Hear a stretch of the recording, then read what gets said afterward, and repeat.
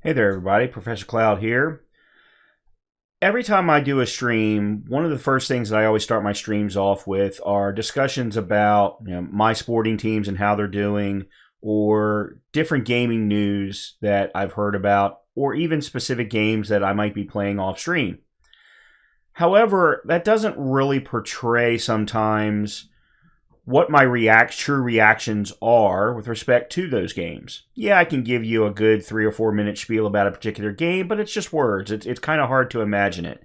So what I thought I'd do is take that a step further. And let me give you some reactions and views on games that I've really enjoyed playing, but that I haven't really been able to stream. The first one I'm going to start off with here is The Last Stand Aftermath. And this is a very interesting game because it has a lot of very different mechanics in it, and we're going to talk about each one of them. But primarily, it is a roguelike. It is a roguelike zombie survival twin-stick shooter. Now, that's a big, big mouthful. So let's go ahead and jump right in, and I'm going to jump right into a new run, not a completely new play or a new save slot. We're not going to start from the very beginning, but we're going to start a brand new run, and we'll talk about some of the mechanics of that run, and then once we are dead, we'll go back to our hideout, and we'll talk about how the roguelike mechanics are included inside of the game. And hopefully, you'll get an idea of why I enjoy the game to the point of where you might go and pick it up yourself. Let's go ahead and get started with the run. You pick a new character, and the very first thing that you do is you're going to get in your car, and you're going to head to the first location.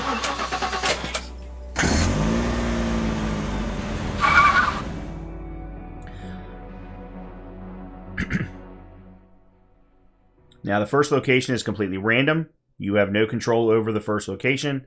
After you clear the first location or decide to leave the first location, you'll be able to pick and choose from there. So we've gotten to our first location. This is more than likely what it looks like is a restaurant-based location. First thing you're going to want to do is take a look and see where the special items are or special locations are on the map.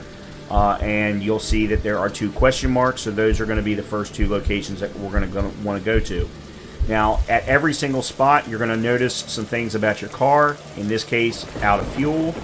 We can also make repairs to our engine. Those are the only 2 things we need to worry about other than storing supplies. So one of the very first things we're going to need to do is find some fuel. Alright, so we're just going to go ahead and run around. And we're already starting to see some outlines of zombies. You have both a ranged attack, in this case a pistol, as well as a melee attack. I very much like to stick with as much of the melee attack as I can, so that I can keep the noise down. The louder you are, the more you're going to attract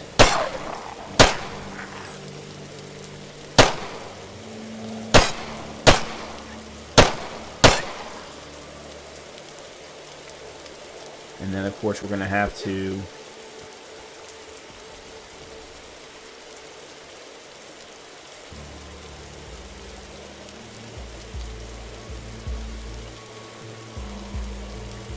be able to reload as well. Now in this case, this guy's a little slow, so I'm just going to keep him running. In this building, we got ourselves a set of supplies. Supplies are things that will go back to your hideout that you can then use to help your next run. But in order to get the supplies back to the hideout, you have to get them to your car. That item I just picked up gave me knowledge. Knowledge is also used.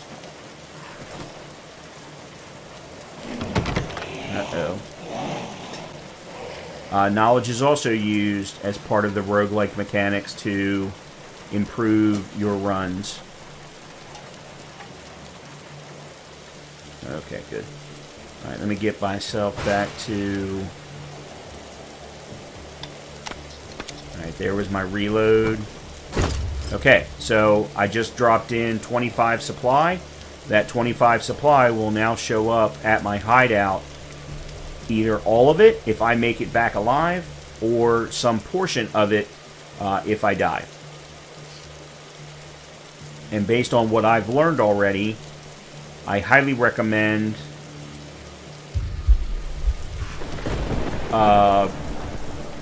getting at least 100.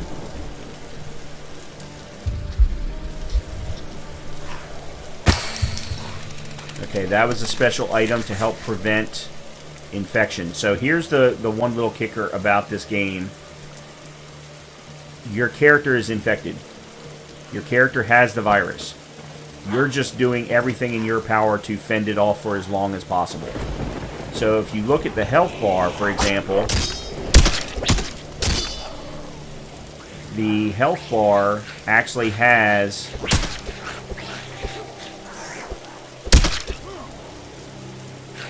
purple that is growing over time.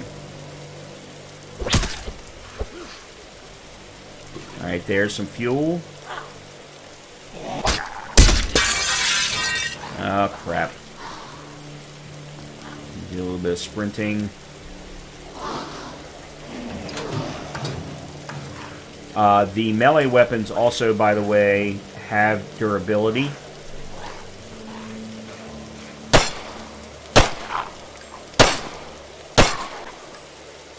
So that is something to keep in mind. You will need to find additional melee weapons over time as the durability goes down. At this point, I'm just trying to figure out what my best play is.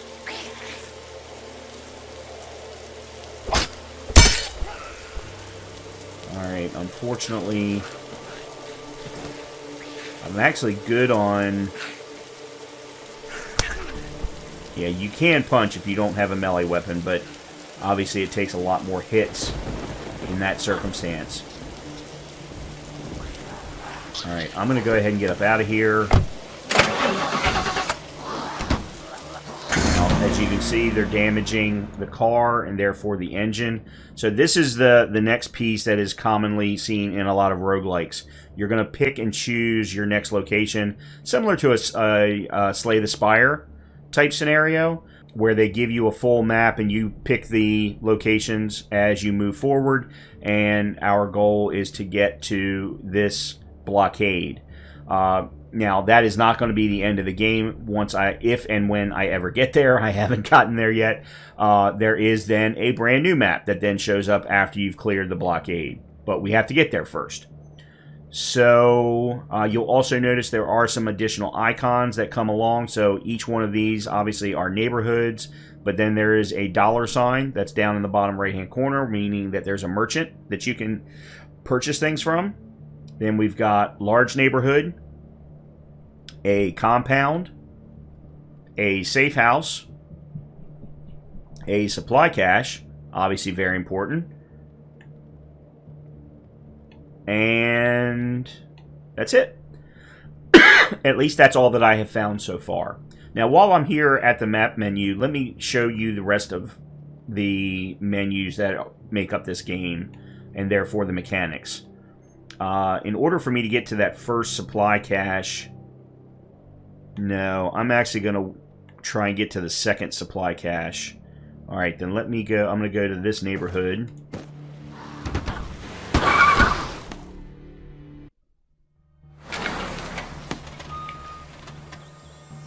First thing we're going to have to do is repair the engine. We also need to make sure that we find fuel. But real quickly, let's take a look at the menu. So the first thing is your inventory. This is where you're going to be able to switch out which melee weapon you're using, which ranged weapons you're using, what pocket items you have to very easily get a hold of.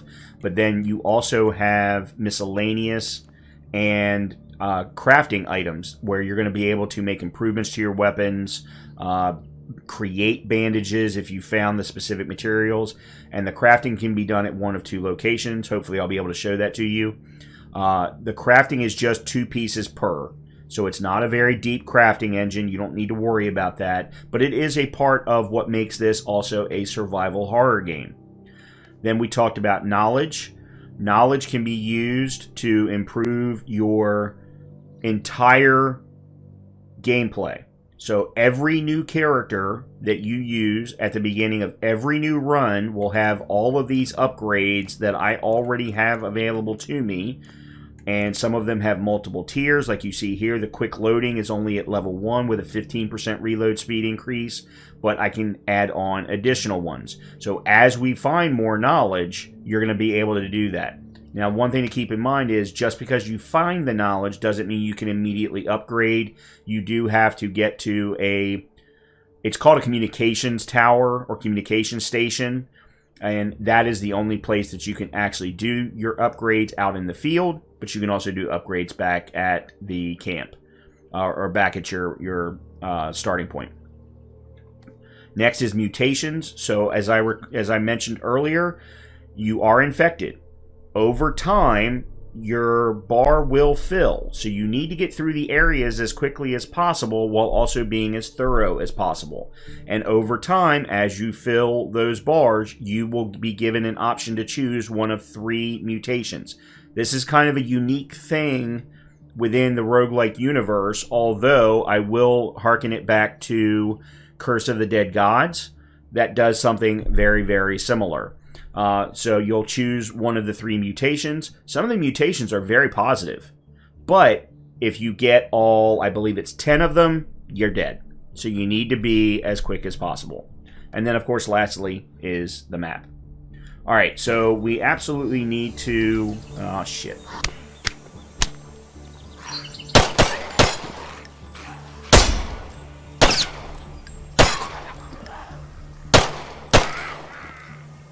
Yeah, so we also have a flashlight. Okay, let me fix my engine first.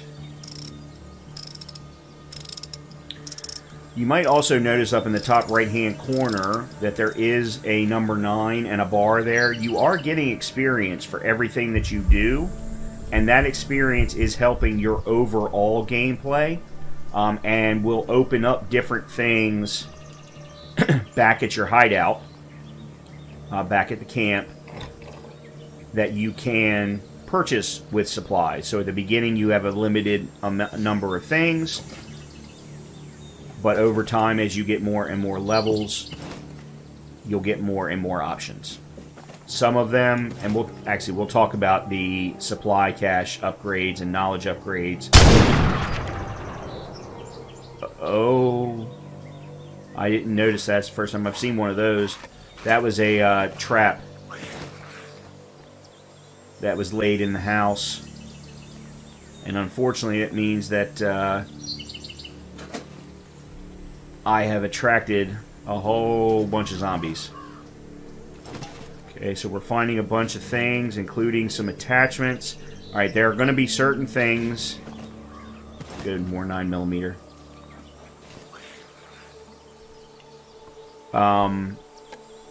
There are going to be certain items out in the world. This one is one of them that requires a battery to use. And there are very, very limited batteries, I have to tell you. Alright, some doors are locked.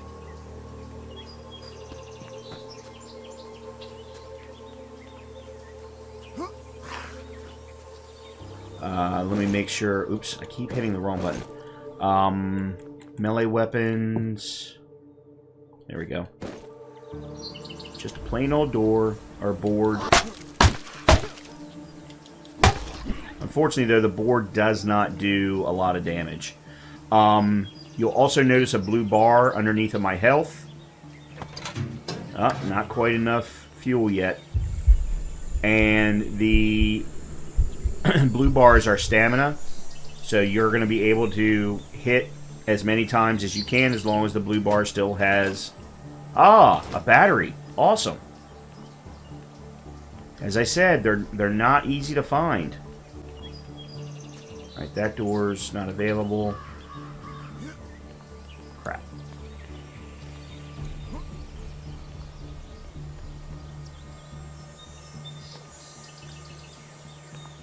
Okay.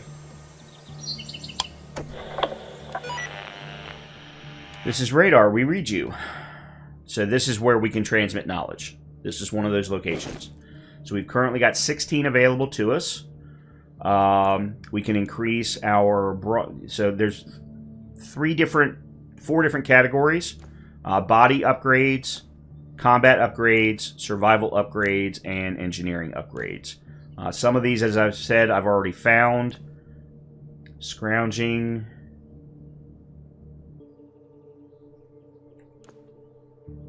Aim damage. Yeah. Yeah, let's go with aim damage. Okay. Good stuff. Now, you do need to be careful when using any one of the radio towers because they transmit sound and they can attract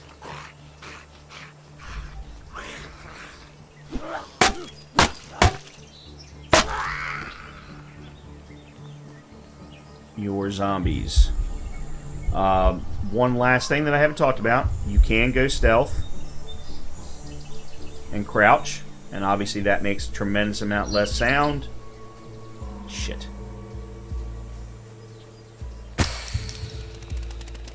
Alright, so the antiviral that I used... Oh, crap. Damn it. That's not good. That was not what I wanted to have happen at all. And here's our first mutation. So, plus 10% on stamina. A flinch chance, 99%, minus 99% flinch chance. And enemy attackers have a chance to suffer the stunned condition when we are punching. So I'm going to go with the plus 10% stamina. Yeah, unfortunately I didn't get away from that one that exploded in time.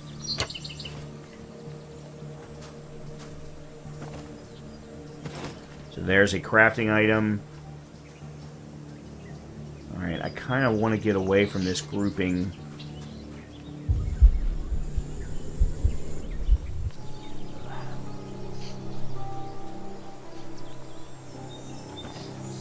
Oh, good crowbar.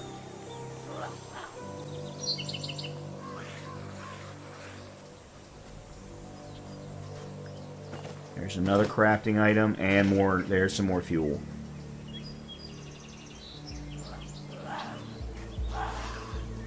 And there's another supply cache.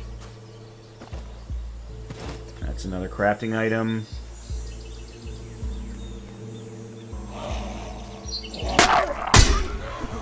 Alright. Good.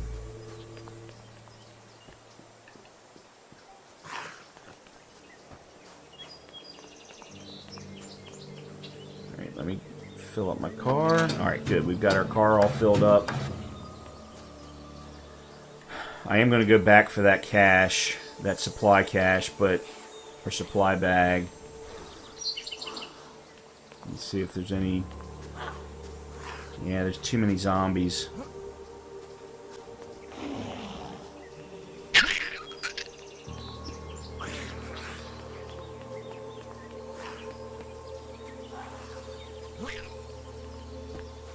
I'm probably going to have to make a run for it to do this successfully, I think.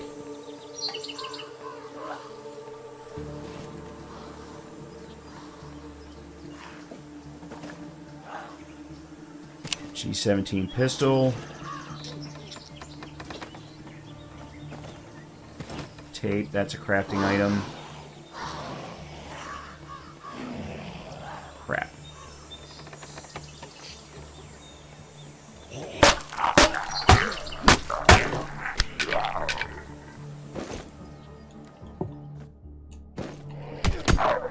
Damn it.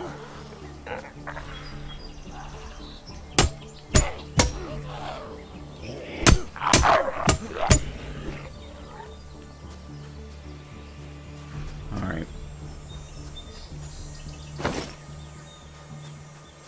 Let me deliver the supplies. Shit.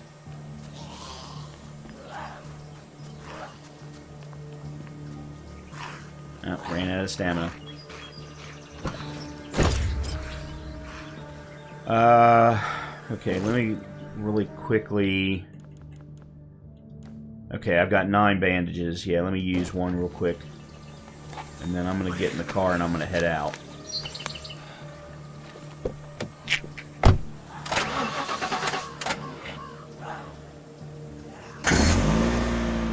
Alright, that wasn't fantastic, but it was a good run. It was a run. Alright, let's go ahead and head on to the compound. And this is the common loop. You're going to just keep going to each of the different locations.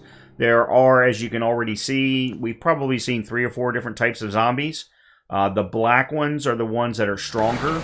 A la Dead Space, very similar type, what you would get from Dead Space. Oh, we're out of fuel again. And you're just going to have to make a decision on... Wow, there's a whole bunch of them there. What do I... wrong. Do I have... I do not. I was hoping I had a Molotov cocktail.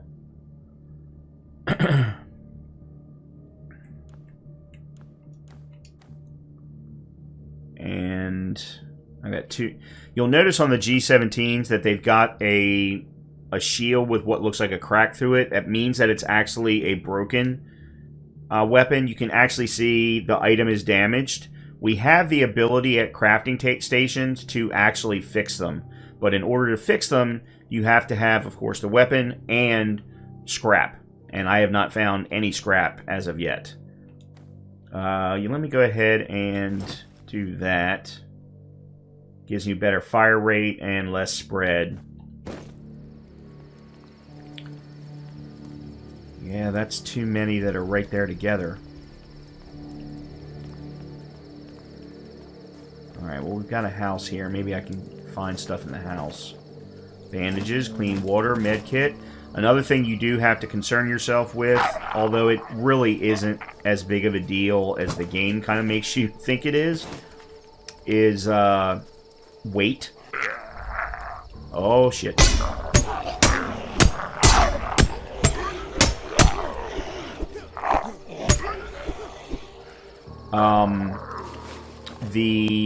Oh, there's some more knowledge.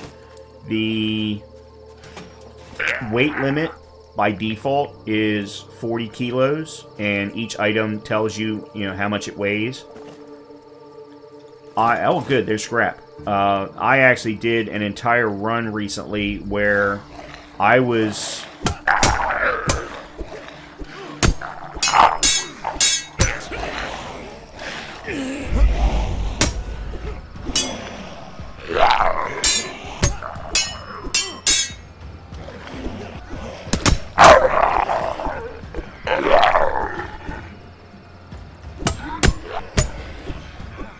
where I was actually overweight the entire time. Oh, good, a battery. So it's really not that big of a deal. It does, though, hinder your speed. You cannot move nearly as fast. Alright, there's the gasoline.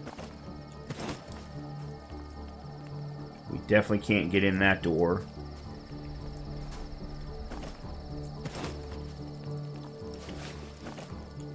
There's a frying pan. That's another melee weapon. Oh, and there's gas here, too.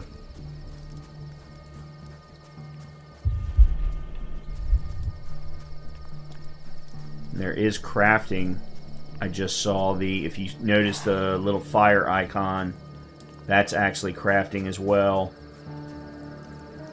The fire icon crafting stations, though, are not as full of available crafting options as you get from the workbenches that you'll find. Alright.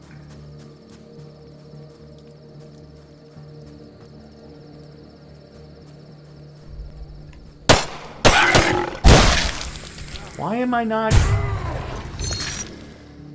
I was hitting the button. You have the ability to dodge or roll, and I was hitting the button to do it, and it wasn't doing it for some reason. Increase in heart rate makes you feel more alive, restores you to maximum health, will not remove infection. Alright, Stench is actually a nice one to have. So is the 25% melee damage. Stench basically lets them think that you're one of them, so you have a less chance of being noticed. I'm going to go with that one first.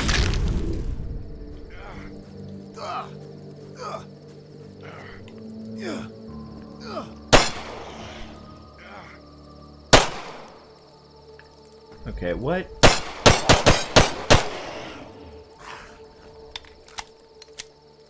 Alright, and then...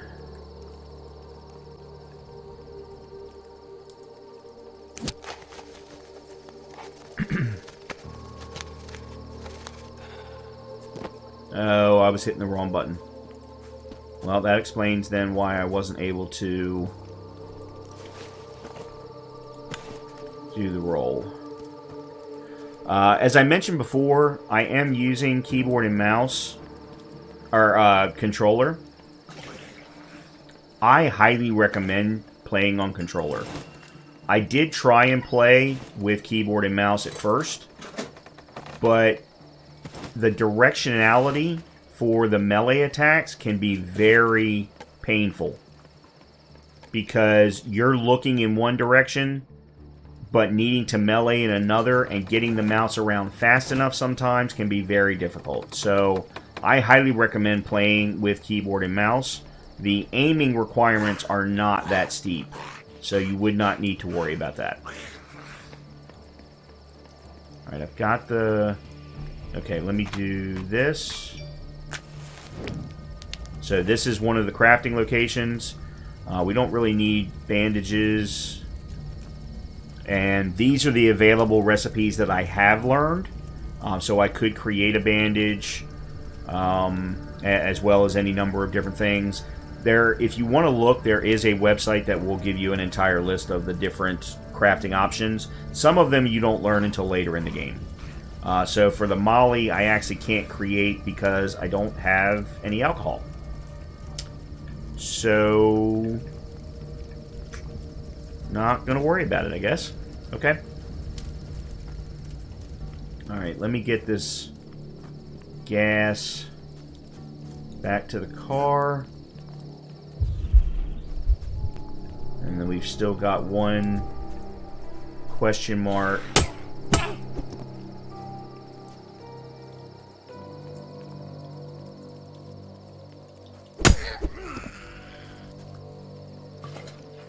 On the screen.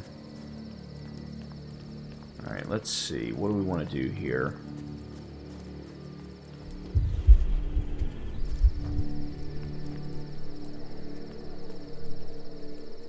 Let me see if I can sneak.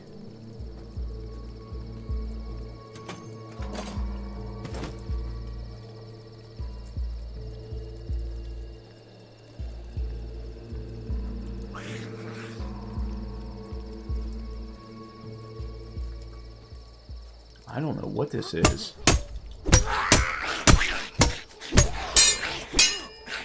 Damn it. Oh, it's a Herc station, so these are specialized stations.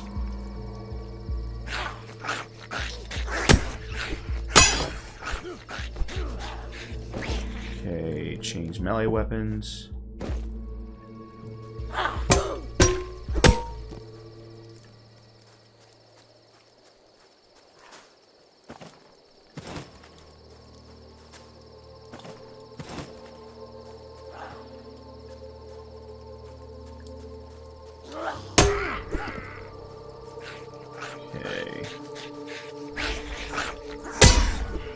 Yeah, some of the little quick guys are just single shots. Crap. Yeah, I'm going to need to get out of here quickly. Let's see. Your attacks rip and tear at the flesh of your enemies. You have a chance to inflict bleed. Plus 25% unarmed damage and plus 25% melee resistance. Gain 1% health on each melee. I want that one.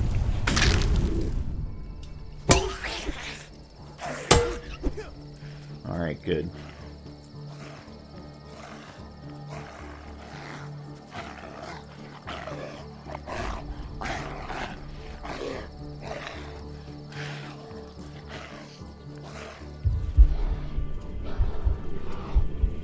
Oh, it was just another crafting station. That's all that was here. Well, that sucks. I really didn't need to come in here then.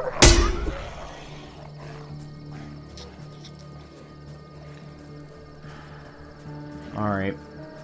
Then I'm going to go ahead and head out.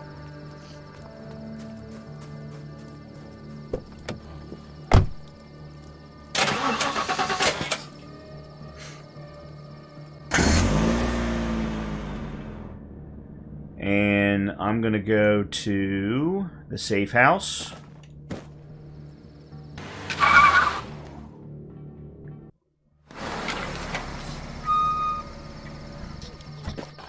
All right. All right, so we've got two things this direction.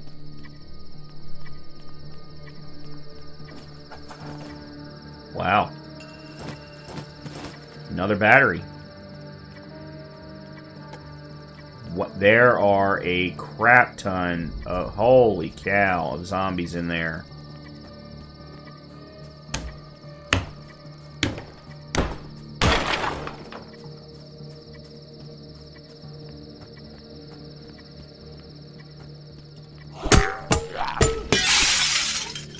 Well, that's not good.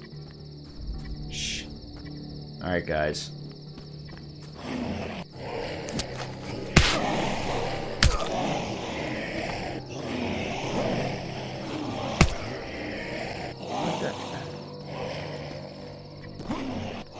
Oh, I'm screwed. Because for some reason...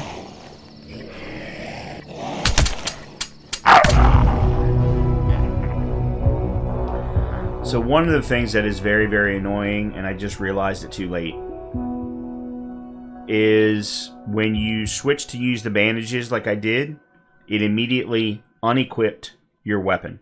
You have to go back and re-equip the weapon. You can only have one thing equipped along with your melee. Your melee is always equipped, but when you switch from either a quick slot or a weapon, it automatically equips whatever that quick slot is. So you got to be very, very careful about that. I forgot about it.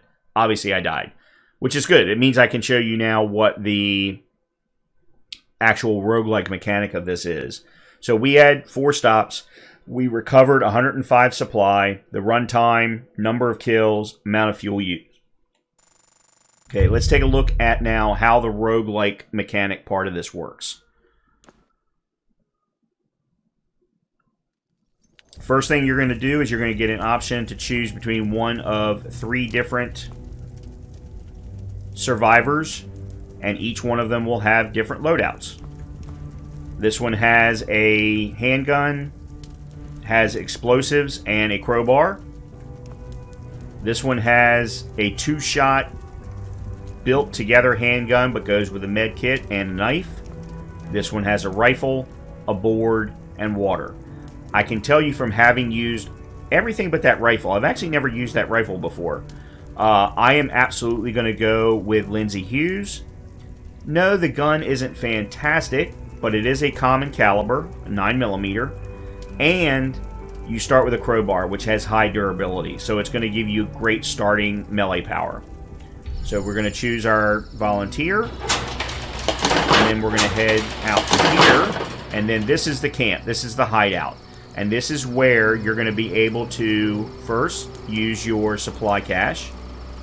So we're going to go here to Trinity, use the supply depot option, and this is where you can get things that will be part of your loadout. So I can, for example, add an additional 25 rounds of 9mm that will go with my survivor on this run. But then there are other options, such as, and I'm trying to find one and I'm not seeing it. Oh yeah, I'm actually on it. Both board and cache of crafting items are, as well as even tape for that matter, are things that can be stored in the camp so that every volunteer will be able to get them every single time they start a run. So a board will be available for them to add to their set of melee weapons. A cache of crafting items can be grabbed. Now, the one thing about it is these are limited supplies, so you'll see here, right over top of my picture or my video, is 5533. It means that there are only going to be 5 scraps, 5 tapes, 3 explosives, and 3 gears available to grab for the volunteers. Once they're all gone, you got to buy another cache of crafting items, and so on. Then we have new types of loadouts. So this is a ranger loadout. Is going to be an available option when you get your available people to pull from. There's an enforcer loadout.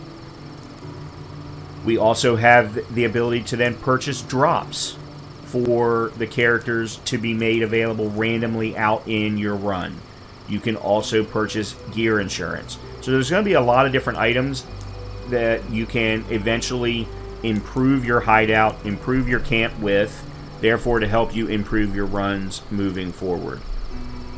What I am going to do is I'm actually going to purchase one of the new loadouts, specifically the Ranger loadout, and I'm going to purchase the 9mm rounds to go with my character, and that will be what I'll use moving forward. Now, the next thing is then knowledge. Now, luckily I've already showed you knowledge, so I don't really need to do this much, but you can take all of your collected knowledge and do one or more upgrades here that will, of course, translate to this run and future runs.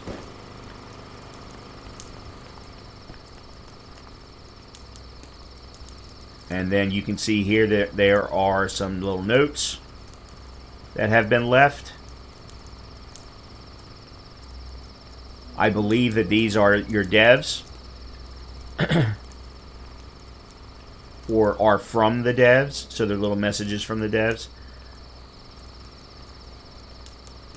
And that's really all that this game is. Now, obviously there's a lot that can be explored as you start to move farther and further down the map and you discover new areas, new zombie types, and so on. But hopefully this gives you an opportunity to understand what Last Stand Aftermath is, why I'm enjoying it, and I absolutely am. I get frustrated with myself for how bad I am at it sometimes, but I'm absolutely enjoying it, and I'm looking forward to playing a lot more of it. If you ever have any questions, you ever want to chat about this, just post your comments down below. And please remember, if you are enjoying the content, please hit the red subscribe button, please hit the thumbs up button, and if you really want to see any of this in more of a live setting, I do stream on twitch.tv/TheProfessorCloud, facebook.com/TheProfessorCloud, and YouTube as well. All you have to do is follow my Twitter feed, Professor_Cloud, in order to find out when I'm going live on either of those platforms, as well as what games I'm playing. Hopefully you enjoyed this game reaction, or this game review, and hopefully I'll hear about how well you're doing in Last Stand Aftermath. Have fun, everybody.